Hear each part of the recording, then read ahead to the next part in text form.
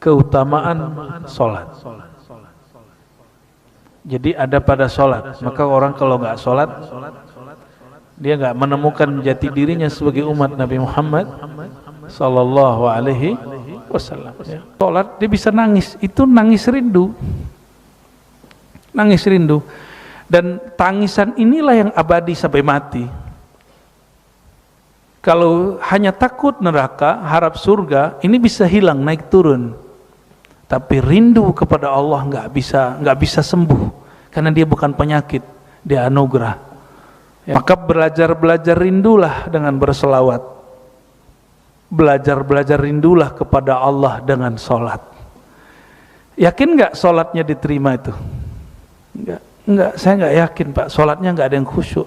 Maka cukup kita katakan, ya Allah, sholatku tidak pantas diterima, tapi aku sedang belajar merindui Engkau di dalam sholat, belajar mencintai Engkau dalam sholat. Ya. Nerakanya pemaksiat itu mulai terasa dengan gelisah. Maka tidak ada orang yang bermaksiat merasakan nyaman. Apa yang disebut taubat? Ikrar penyesalan dan berniat tidak mengulang. Mengenai esok terulang, nggak ada urusan kita, itu urusan masa depan.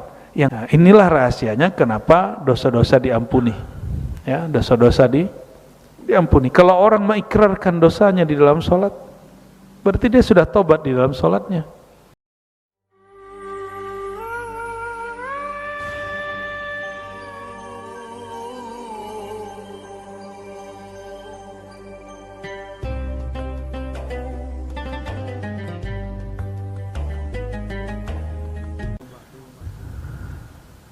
Puji syukur yang selalu kita panjatkan kehadiran Allah Subhanahu wa taala.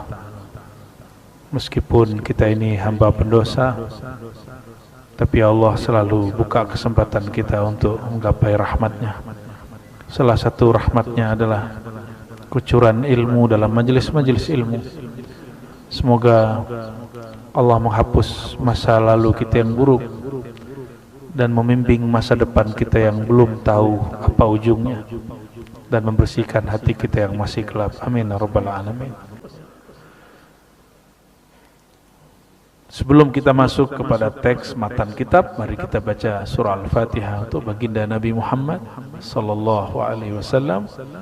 Lalu untuk para nabi, para sahabat tabi'in, dan pengarang kitab ini Sayyid Muhammad Alawi Al-Maliki. Al-Fatihah.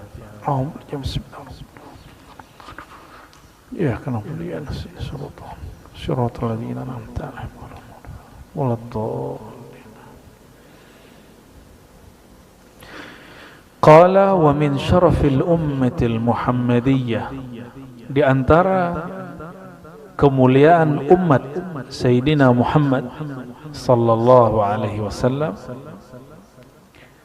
ma ja'alahu Allah ta'ala laha, yang Allah jadikan baginya umat, minal fadail, di antara keutamaan, ala ada'is salawat wal muhafazah alaiha, dalam menunaikan solat dan menjaganya.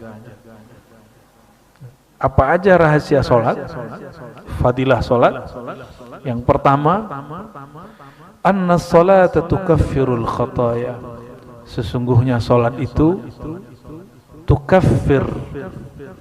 Jadi kafir itu istilah yang berarti terhapusnya iman.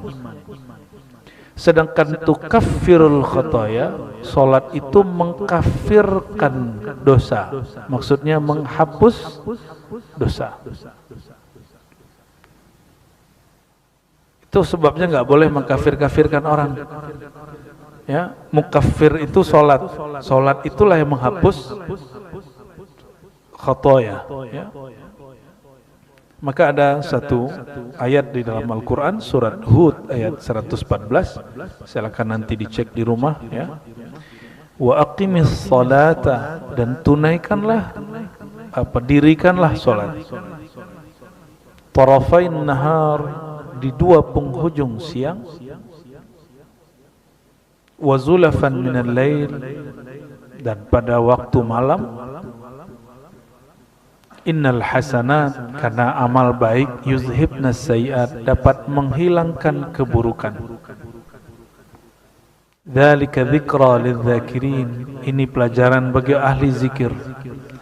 Oleh karena itu, Sayyidina Umar bin Abdul Aziz salat setiap hari meskipun dia seorang gubernur lalu menjadi khalifah, setiap hari 100 rakaat di luar salat wajib. Seorang pemimpin sekelas Umar bin Abdul Aziz, dia sangat sibuk sekali tapi sholatnya 100. Gimana?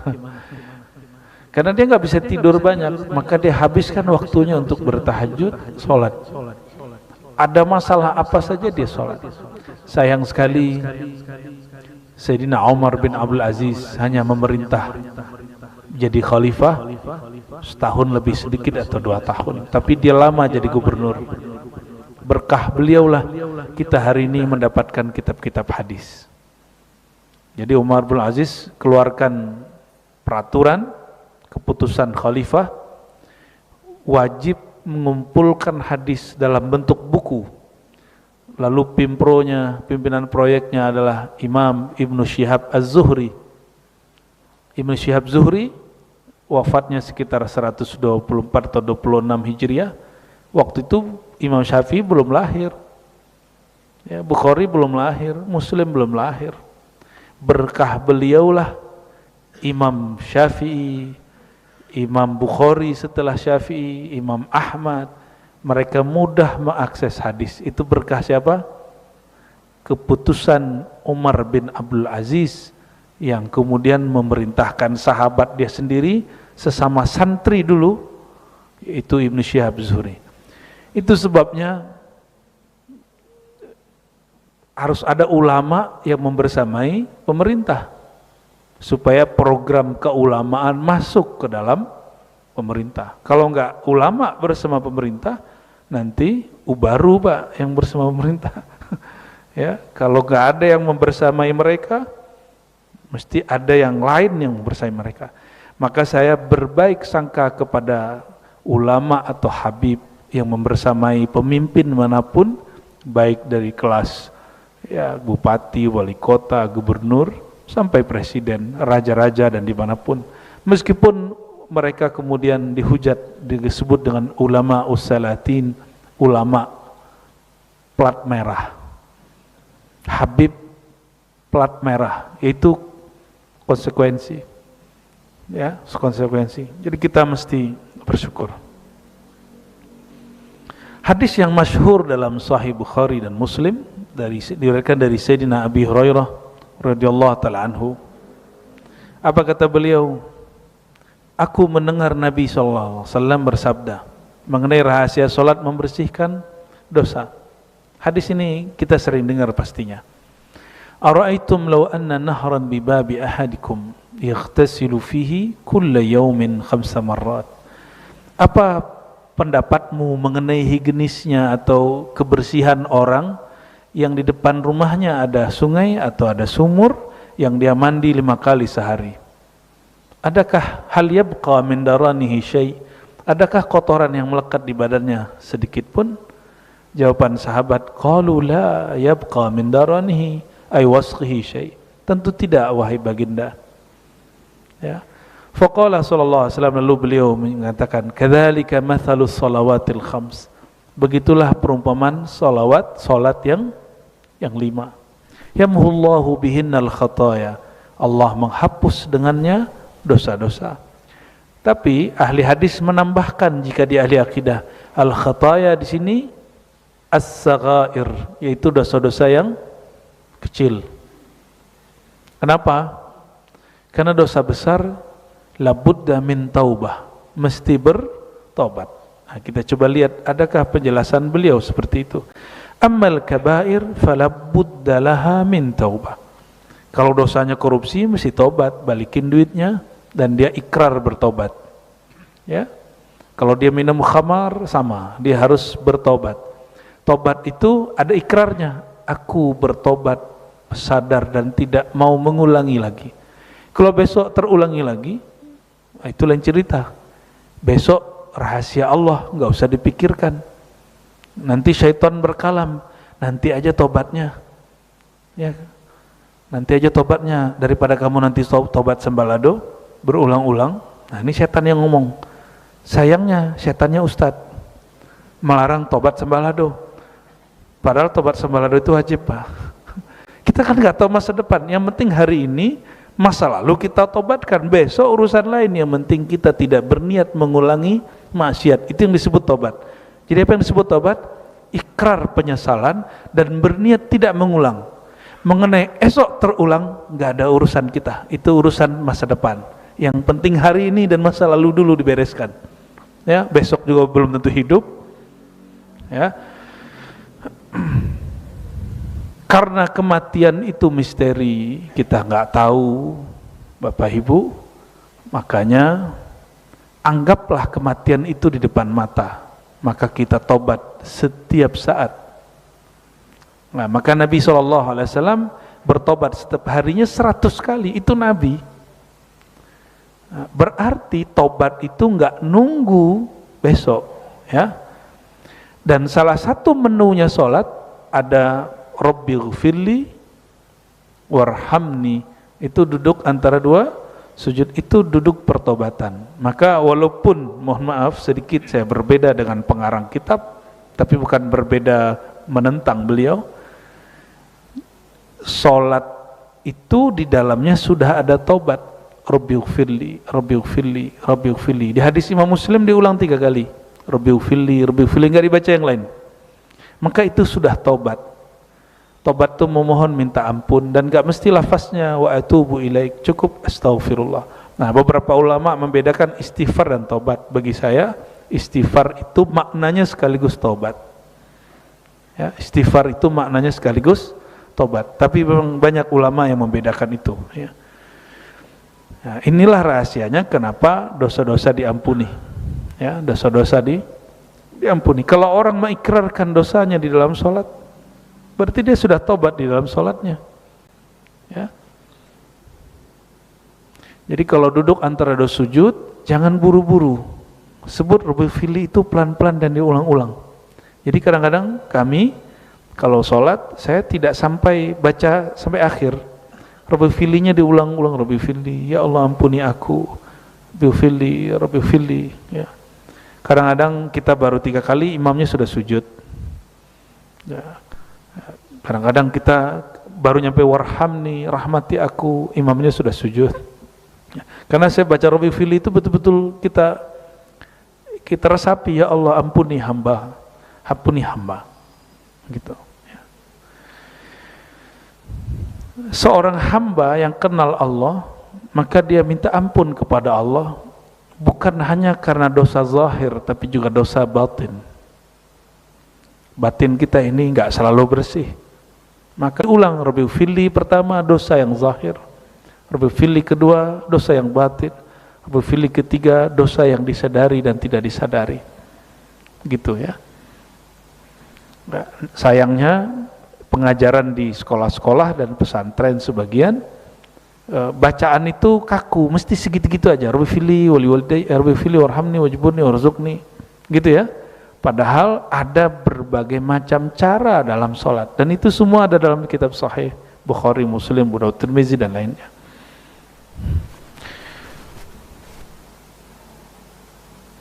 As-salawatul khams wal jum'ah ilal jum'ah wa Ramadan la Ramadan kafaratun lima bainahunna ma lam tughshal kaba'ir, ya.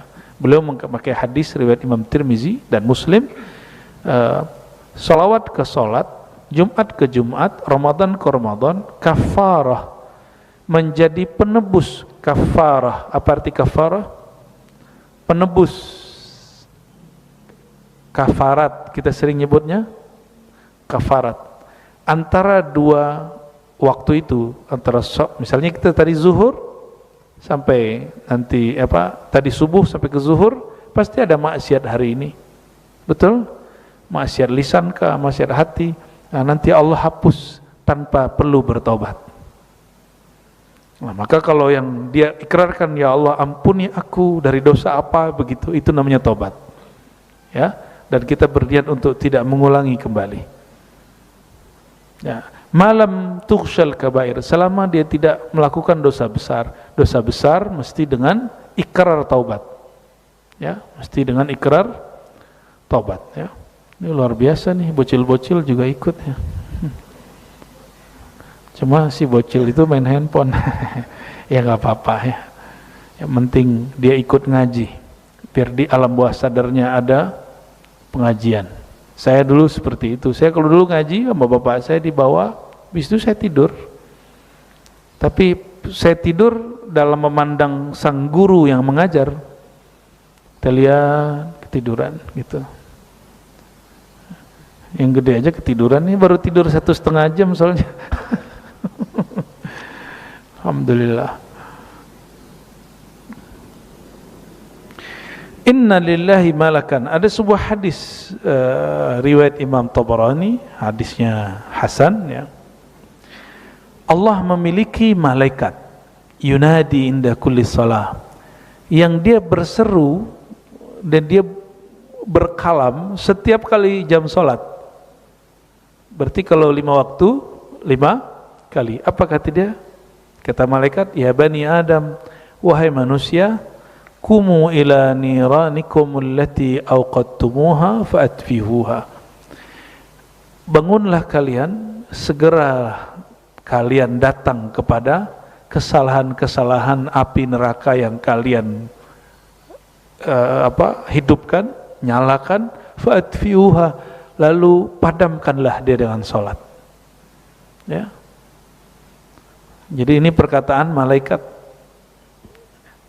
Perkataan malaikat. Kumu, berdirilah kamu ila niranikum, kepada nerakamu yang kamu telah nyalakan.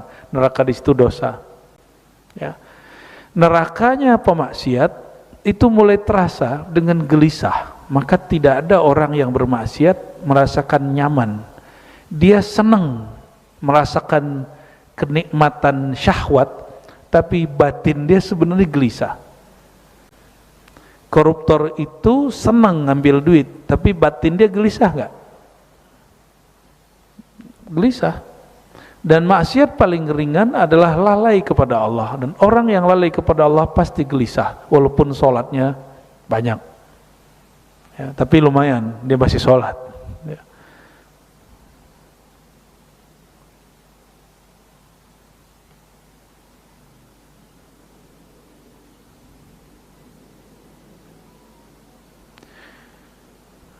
Abu Umamah ya didatangi oleh Abu Muslim At-Taghlabi ya, di halaman 61.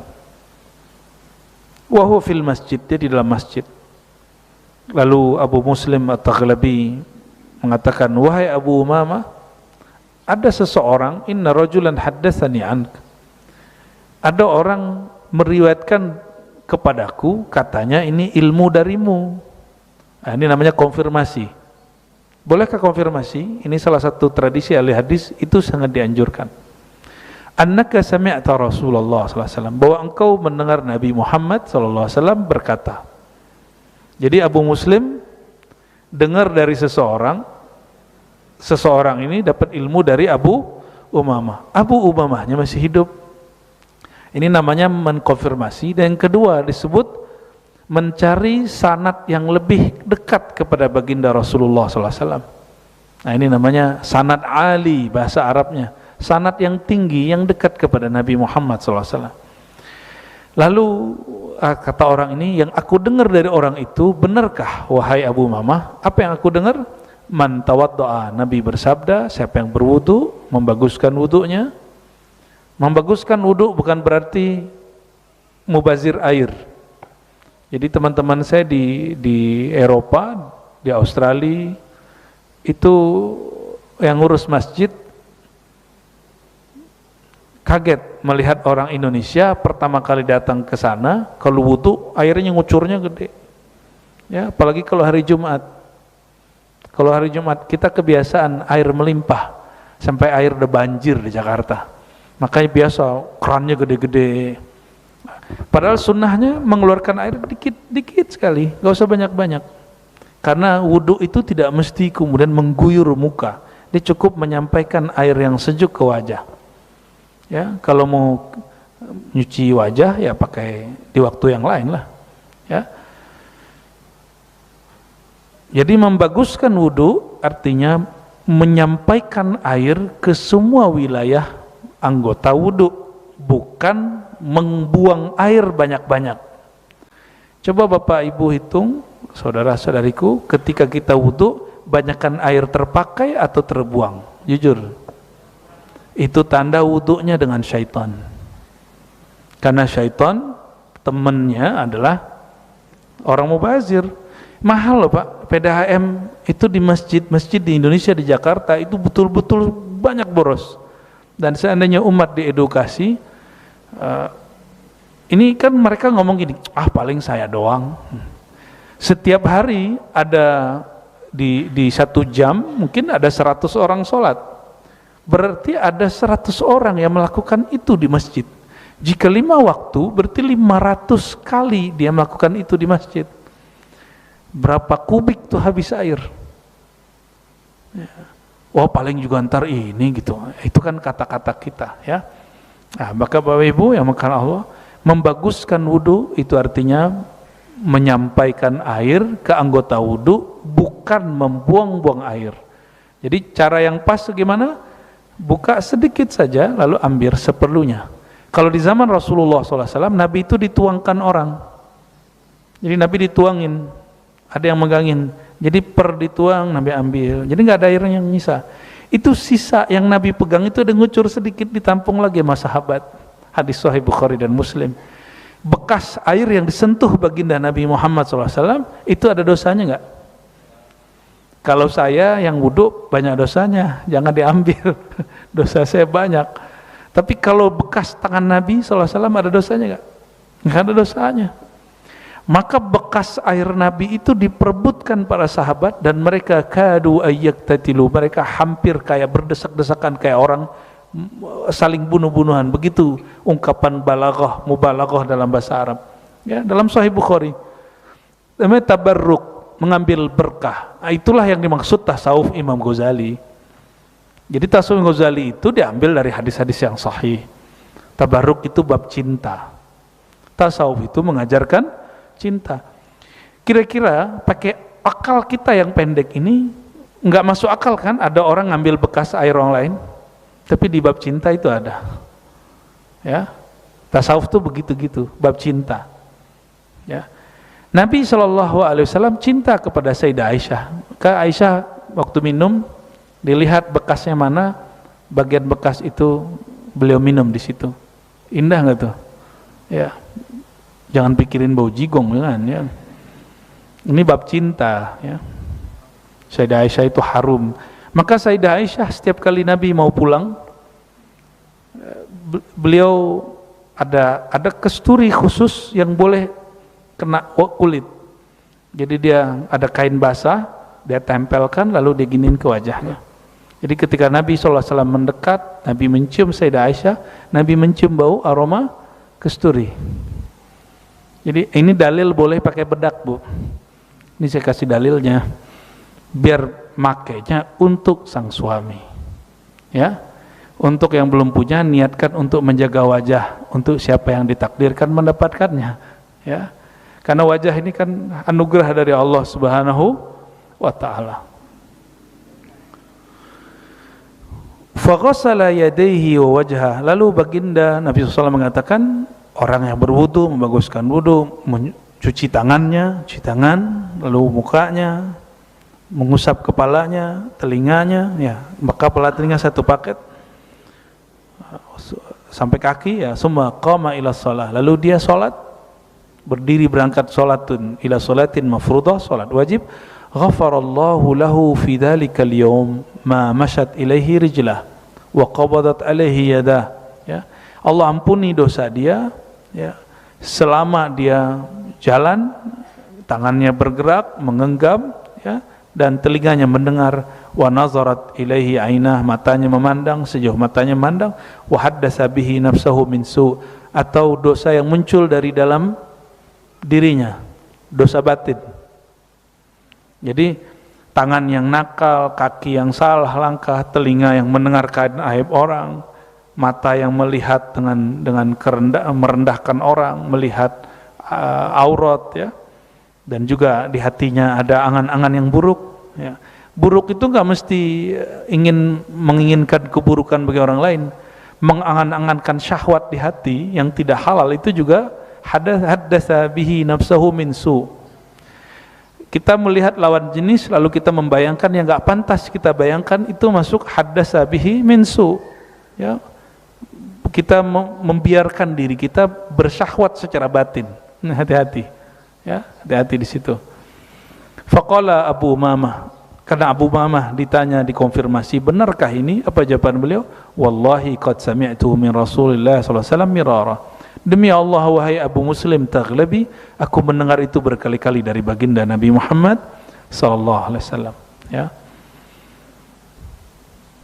Dari Abu Ayyub Al-Ansari radhiyallahu ta'ala anhu, anna Nabi sallallahu alaihi wasallam yaqul inna kulla salatin tahuttu ma baina yadayha min khati'ah. Salat, antara salat menggugurkan dosa antara keduanya. Wa min dzalika. Nah, jadi yang pertama apa? Salat itu menghapus dosa. Yang kedua, apa rahasia dan keutamaan salat? Anna salata tarfa'ud darajat. Salat itu mengangkat derajat. Mengangkat derajat.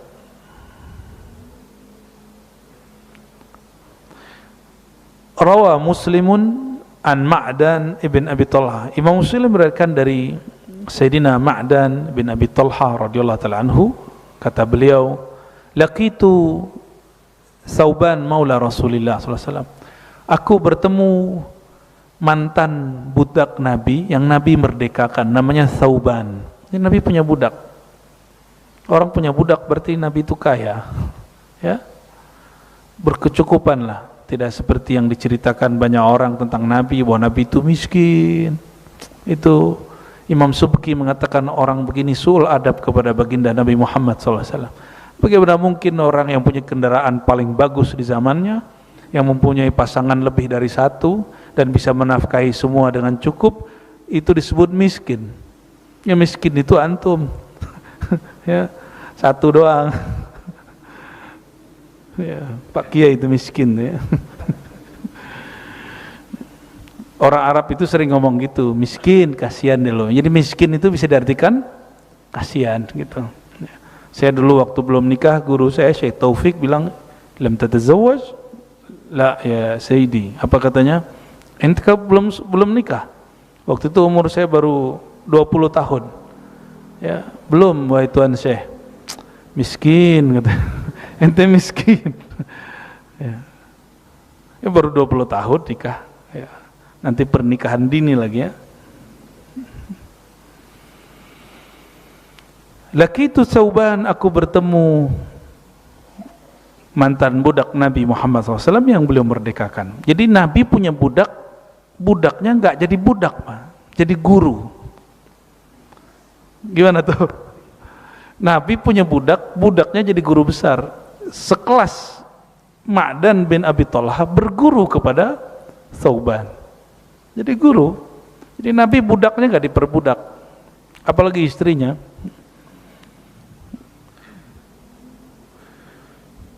Fakultu akhbirni bi'amalin a'maluhu yudkhilunil jannah, ya, yudkhiluni Allahu bihi al-jannata.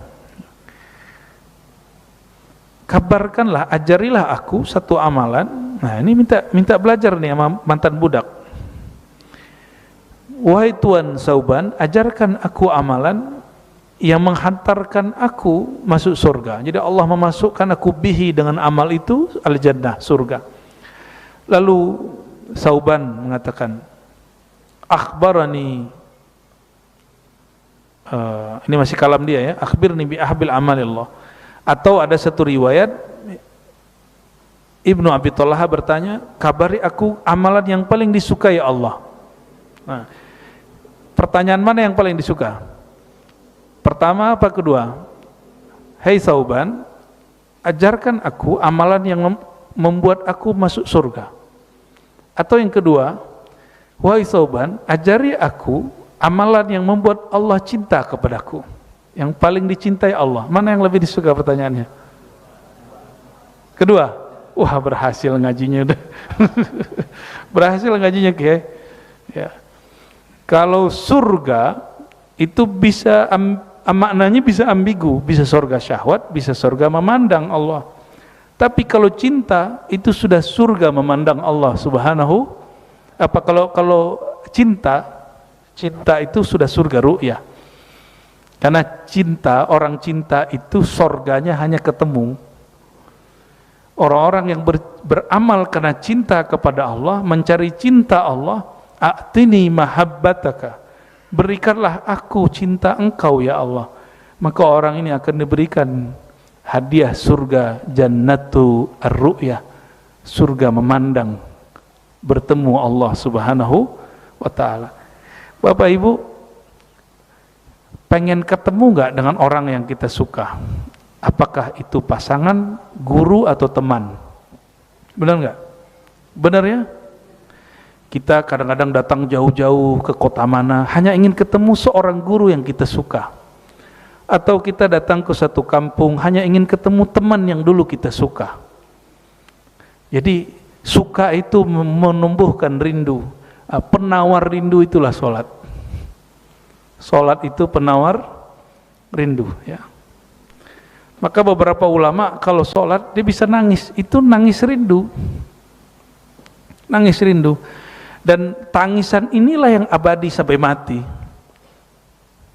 Kalau hanya takut neraka, harap surga, ini bisa hilang, naik turun. Tapi rindu kepada Allah nggak bisa sembuh, karena dia bukan penyakit, dia anugerah. Ya. Kullu syauqin maradun illa syauq ila Nabi sallallahu alaihi wasallam. Semua rindu itu penyakit kecuali rindu kepada baginda Nabi Muhammad sallallahu alaihi wasallam. Apalagi rindu kepada Rabbi Muhammadin sallallahu alaihi wasallam, rindu kepada Tuhannya Sayyidina Muhammad sallallahu alaihi wasallam. Maka belajar rindulah dengan berselawat. Belajar rindulah kepada Allah dengan salat. Yakin enggak salatnya diterima itu? Enggak, saya enggak yakin Pak, salatnya enggak ada yang khusyuk. Maka cukup kita katakan, ya Allah, salatku tidak pantas diterima, tapi aku sedang belajar merindui Engkau di dalam salat. Belajar mencintai Engkau dalam salat. Jadi salat itu latihan sebenarnya. Semoga sebelum meninggal, walaupun satu kali salat kita diterima Allah, itu cukup selama-lamanya. Jadi sekali saja salat kita diterima cukup Pak, selama-lamanya. Ya, ulama-ulama salafus saleh dulu sering mengatakan, lau araftu, lau alimtu, seandainya aku tahu bi anna salati maqbula, salatku diterima oleh Allah, aku rela mati. Aku rela berpulang ke hadirat Allah Subhanahu wa ta'ala. Berarti udah siap ketemu Allah. Karena orang mengira kalau mati langsung ketemu Allah, enak bener. Emang mati langsung ketemu Allah? Ketemu mungkar nakir dulu bro. Ketemu mungkar nakir dulu. Mungkin digampar-gampar dulu sama dia, ya. Kita masuk imigrasi aja ketakutan, gimana masuk imigrasi alam barzakh? Ya, benar nggak? Masuk imigrasi aja repot. Seorang syekh dari Mesir itu ahli thariqah, ahli zikir, ahli hadis, dan dokter. Apa kata beliau? Tempat yang paling menakutkan di dunia adalah imigrasi. Dia ngomong gitu. Padahal itu ahli zikir tuh. Saya nggak usah sebut nama syekhnya. Jadi pertanyaan mana yang paling bagus? Yang paling disuka? Yang pertama, kedua? Yang pertama boleh disuka tapi dengan makna surga ru'yat, surga memandang, ya. Summa sa'altuhu fasakat. Tapi Sauban ditanya, dia diam aja. Nah, ini dalil bahwa tidak semua pertanyaan mesti dijawab. Ada pertanyaan yang mesti didiamkan. Ya. Sayyidina Sauban, betapa mulia hidup beliau, dia khidmat kepada orang yang paling disayangi oleh Allah Subhanahu wa ta'ala.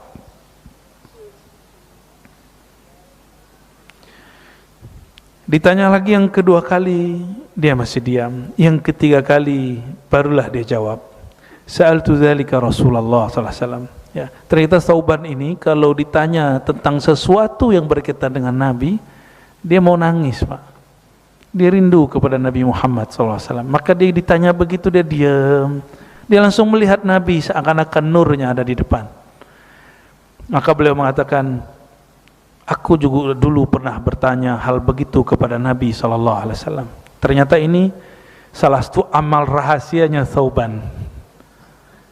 Amalan ini dilakukan banyak orang, tapi kesadaran beramalnya tidak banyak sahabat yang diberitahu. Thauban kemudian mengatakan, wahai saudaraku Ma'dan, aku dulu juga bertanya hal ini kepada baginda Nabi Muhammad sallallahu alaihi wasallam. Lalu beliau menjawab. Apa pertanyaan tadi? Apakah amalan yang paling dicintai oleh Allah? Ya. Jawabannya apa? Alaika bikasratis sujud. Hendaklah engkau banyak-banyak sujud. Fa innaka la tasjudu lillahi sajdah. Tidaklah kamu sujud sekali saja, illa rafa'akallahu biha darajah, melainkan Allah angkat satu derajatmu. Wa hatta biha anka khati'ah, lalu Allah gugurkan kesalahanmu. Masih ingat iblis dipecat dari keimaman surga karena dia tidak mau sujud. Maka yang sujud itu tetap bertugas sampai hari ini, berkhidmat untuk Bani Adam. Jadi Bapak Ibu, surga yang dulu Nabi Adam di sana, malaikat di sana, itu berlanjut sekarang urusannya di dunia. Malaikat dulu sujud ke Nabi Adam, maka hari ini siapapun yang mengamalkan amanahnya, tugas-tugas kemanusiaannya, malaikat akan respek kepada dia. Malaikat akan bantu dia. Itulah sujudnya malaikat kepada Bani Adam.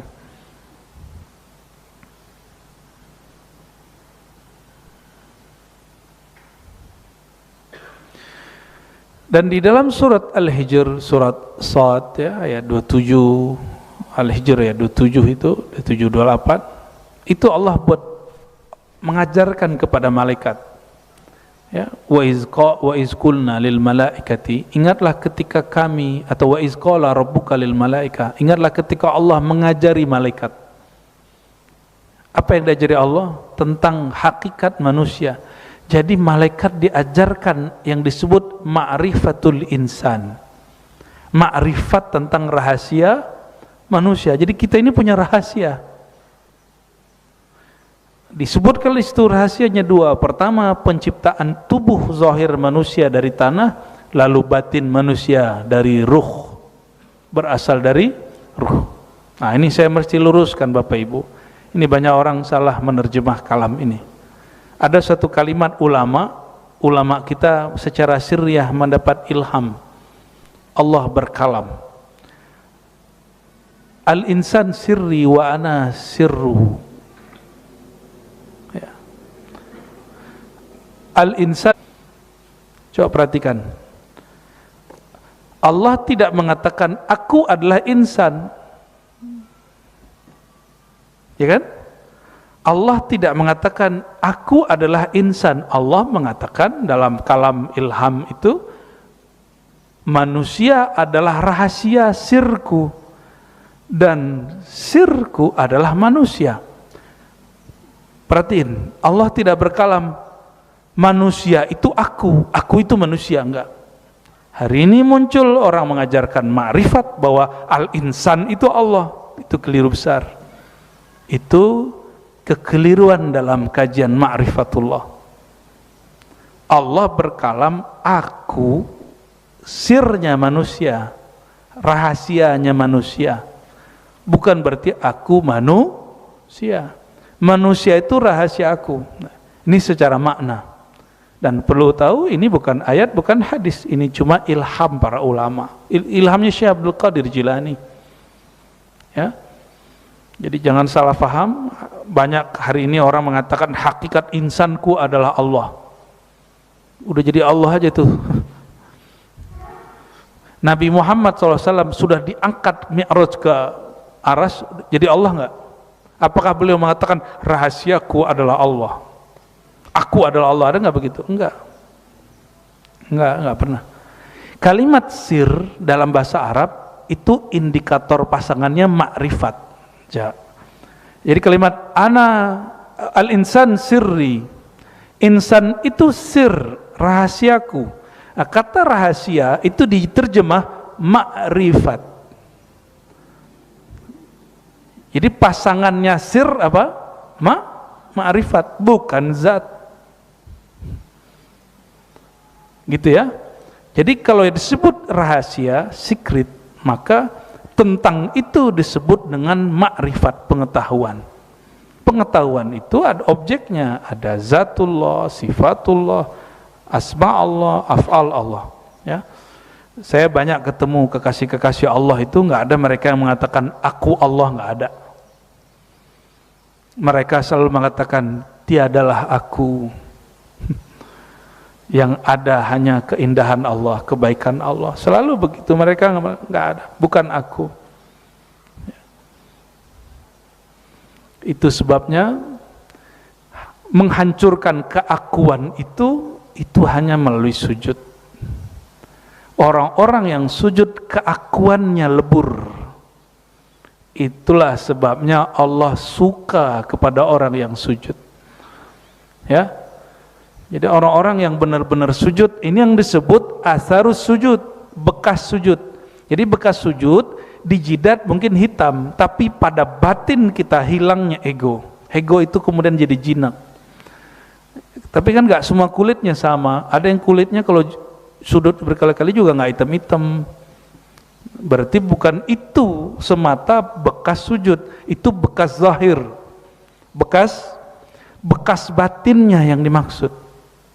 Karena cinta itu urusan batinnya, bukan urusan zahir, ya. Jadi kenapa malaikat Azazil itu moyangnya syaitan, dipecat dari tugas kemalaikatannya karena dia tidak mau sujud. Dan saya khawatir orang-orang yang tidak mau sujud padahal dia mengaku wali, orang-orang yang mengaku sujud padahal dia mengaku ahli makrifat, Allah akan hentikan, Allah akan cabut nur daripadanya. Nauzubillah min dzalik. Kita berbaik sangka kepada semua orang. Kalau ada orang tidak sholat di hadapan mata kita, kita berbaik sangka, mungkin dia sholat di kamarnya, di ruang yang kita tidak tahu. Tapi kalau ada orang mengatakan gak perlu sholat, saya ini sirnya Allah, nah udah selesai sudah itu orang. Itu yang ngomong iblis, tubuhnya manusia. Ya, jadi setan bertubuh manusia hari ini banyak, ya, banyak sekali. Tidak hanya urusan maksiat, tapi urusan kesombongan. Maka saya alhamdulillah Bapak Ibu ketemu juga sama orang begitu, dan kita bisa cek, itu kelihatan dari postur mukanya, apa nyebutnya, wajah orang-orang sombong itu kelihatan. Sombong dan mengakukan dirinya di hadapan Allah Subhanahu wa taala itu kelihatan, atau mengakukan dirinya sebagai Allah. Itu kegelapan kolbunya itu membayang ke wajahnya, ya. Nggak tahu Bapak Ibu ngerasain begitu atau enggak, itu pengalaman masing-masing, ya. Tapi kita nggak akan keluarkan itu di depan orang, kita rasakan dalam hati aja.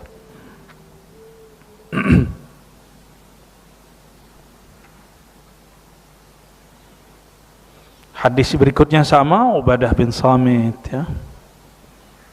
Nah, kita masuk ke halaman 62. Bismillahirrahmanirrahim. Anna salata khairu mawdu'in syara'ahu Allah tabaraka wa ta'ala. Sesungguhnya salat itu sebaik-baik ketetapan yang Allah syariatkan. Ya, maudhu'.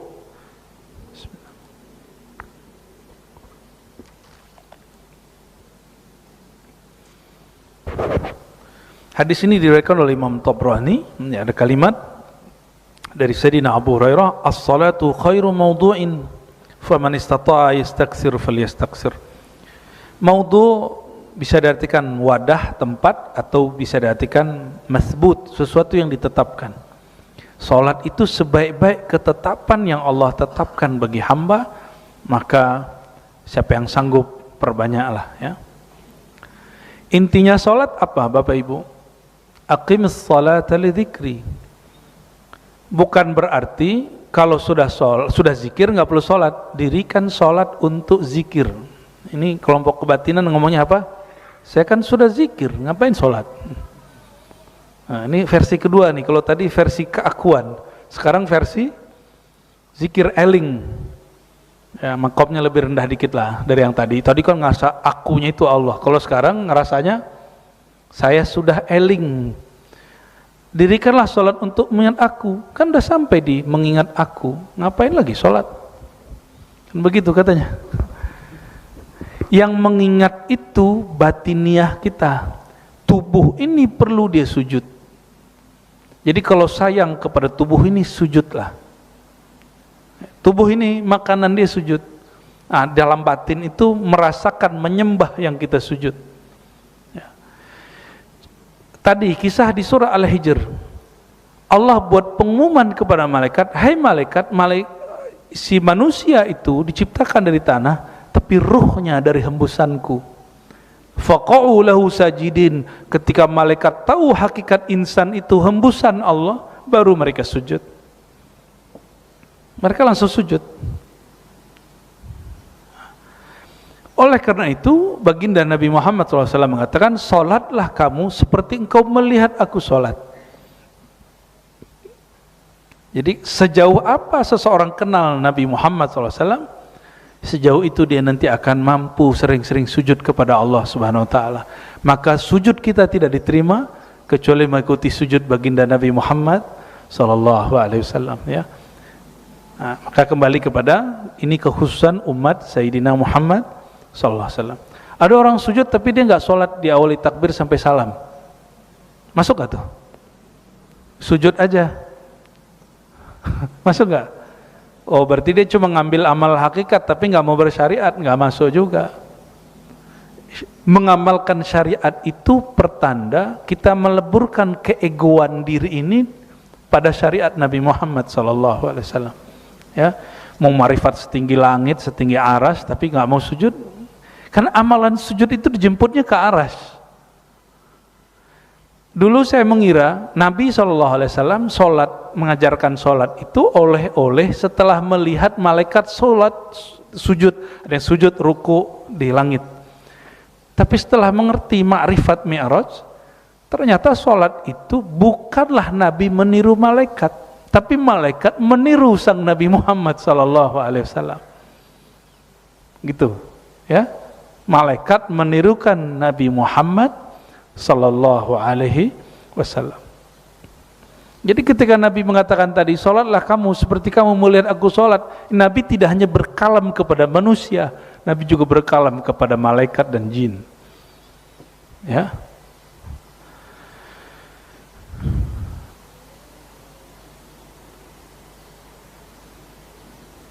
Wa min dzalika, kalau tadi sebaik-baik syariat, sekarang sebaik-baik amal, sama dari Thauban ya.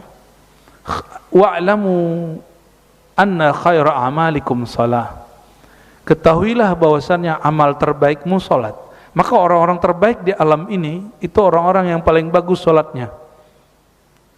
Bukan paling banyak, paling bagus. Jika banyak dan bagus, itu 2 kali lipat. Sayyidina Umar bin Abdul Aziz udah begitu sholatnya 100 rakaat setiap hari, itu ditanya orang, kamu dan sahabat Muawiyah yang konflik dengan Ali, muliaan mana? Jawabannya apa? Jangankan si Muawiyah, debu yang nempel di Muawiyah itu lebih mulia dari aku Umar bin Aziz yang sholatnya berapa tadi? 100 rakaat setiap hari. Kenapa? Muawiyah walaupun hanya 2,5 tahun ketemu baginda, tapi dia pernah bertemu baginda Nabi Muhammad SAW, dan itu cukup. Adapun konflik politik wajar, sekelas sahabat Sayyidina Ali, Sayyidina Umar, itu konflik politik Pak. Jadi kutubnya Sayyidina Umar itu nggak sama dengan kutub Sayyidina Ali. Orang-orang yang dijamin masuk surga ini, politik mereka beda. Masa kita yang belum tentu dijamin masuk surga ini nggak boleh beda? Ya. Oh ini hasil kesepakatan ulama, lah itu kan ulama kamu. Ulama yang ono belum tentu, ya kan? Belum tentu kan? Jadi tolong Bapak Ibu, urusan politik itu tidak merusak ma'rifat sholat kita. Ya, amin ya rabbal alamin. Wala yuhafizu 'alal wudu illa mu'min. Ciri-ciri indikator seseorang itu mukmin yang baik, dia selalu menjaga wudu. La yuhafiz 'alal wudu, tidaklah menjaga wudu kecuali mukmin. Ya, mulai latihan jaga wudu, tapi dengan syarat tadi, wudunya jangan berlebihan. Dan ada cara wudu yang mudah. Bapak Ibu ini kan kadang males wudu lagi karena harus copot sepatu, betul nggak? Enggak. Kalau kita berangkat sudah pakai kaos kaki, pakai sepatu, nanti batal wudu, cukup diusap sedikit kepala, bukan diguyur, nanti sepatunya bau. Ambil air dikit diusap aja. Ya, jadi wudu atas seperti biasa, ketika di kaki tidak disiram, cukup di al-mashu alal khuf. Ya. Dulu disebut khuf karena khuf itu dia rapat. Nah, sekarang ya dikiaskanlah dengan sepatu yang ada sekarang. Bagian berikut. Ini bagian terakhir barangkali ya di pagi ini. Anna as-salata shifaa'un lil arwah wal ashbah. Salat itu obat bagi ruh dan tubuh. Dari Sayyidina Abi Hurairah radhiyallahu ta'ala anhu diriwayatkan oleh Imam Ahmad, inna fis salati shifaan. Sesungguhnya di dalam salat itu ada obat. Jadi kalau mau berobat sakit badan, salat dulu, sembuhkan dulu konsep batiniahnya, baru nanti salat. Karena banyak sekali orang sakit bukan karena faktor luar, tapi karena faktor di dalam dirinya. Ya. Jadi saya sampai hari ini melihat, kok saya masih ada sakit di badan saya. Saya masih bertanya-tanya, Pak, apa yang nggak beres dari sifat saya atau cara berpikir saya di dalam diri? Jadi setiap hari saya kemudian memuhasabah itu. Mungkin misalnya punggung sakit gitu ya, apa yang pegel, kolesterol, apa, kita sering memikirkan itu. Jangan-jangan ini, jangan-jangan itu. Ya, bermuhasabahnya begitu. Ya. Karena banyak sekali orang-orang yang sebenarnya penyakitnya ada di dalam dirinya, dia bisa sembuhkan dengan merubah konsep itu, tapi dia buru-buru berobat keluar. Akhirnya ketergantungan dengan obat dari luar. Dia lupa ada penyembuh dari dalam dirinya. Ya. Jadi mulai sekarang, nah ini amalannya Said Muhammad. Beliau setiap kali syuruk, habis itu sholat hajat. Nah, hajat kan apa? Kesembuhan jiwa dan kesembuhan badan. Seandainya pun masih sakit, terima aja. Berarti masih ada penyakit di dalam dirinya. Ya. Dan hari ini psikolog dan dokter sudah menemukan polanya. Orang yang cemas, penyakitnya nanti di badannya apa, ya kan? Orang cemas biasanya penyakitnya ke kepala apa ke dadanya? Mana Pak Dokter? Ya, Pak Pengurus dokter juga. Ya, orang kalau cemas biasanya yang nyesek kepalanya pada dadanya. Maka orang asma itu bisa jadi biologisnya, bisa jadi emang dirinya ada masalah. Dan itu bisa disembuhkan dengan sholat. Ada seorang sahabat kehilangan sendal, masih ingat riwayatnya hadis Tirmizi? Digelisah, sendal zaman dulu mahal Bapak Ibu. Orang sahabat seringkali pergi ke masjid nggak pakai sandal. Kita sekarang sandal murah-murah ya. Nah maka ketika sahabat itu panik, kalau dia panik nanti akan muncul penyakit dalam jiwanya dan penyakit di badannya. Apa kata Nabi? Sholli rakaatain, sholat dulu 2 rakaat, jangan cemas. Nah orang-orang yang cemas ini akan gampang sakit kepala, akan gampang sakit dada, gelisah gitu. Ya, barangkali inilah oleh-oleh dari Said Muhammad, Buya Said Muhammad Alawi Al-Maliki.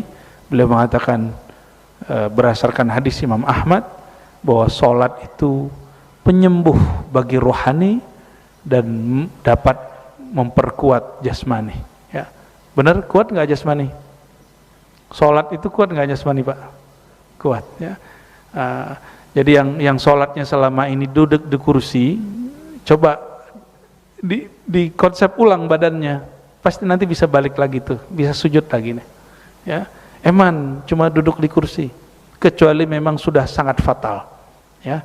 Tapi setahu saya orang-orang yang betul-betul menemukan pola dalam dirinya, dia bisa kembali lagi, ya. Barangkali itu, Kiai, udah nyampe di alam mana? Allahumma arifna aqrabat turqi ilaik, ya Allah, selalulah ajarkan kami, dekatkan kami kepada jalan yang mendekatkan kami kepada Engkau. Allahumma ya Allah ya Nur, nawwir qulubana bi nuri Muhammadin sallallahu alaihi wasallam. Ya Allah, cahayai kalbu kami dengan cahaya cinta Nabi Muhammad sallallahu alaihi wasallam. Allahumma adfa'na al-bala wal waba wal fahsya wal munkar anna wa an qaryatina wa an biladina wa an biladil muslimin amma. Ya Allah, jauhkan kami, negeri kami, kampung kami, negara kami, dan semua negara, negeri orang-orang yang ada hamba Engkau di sana.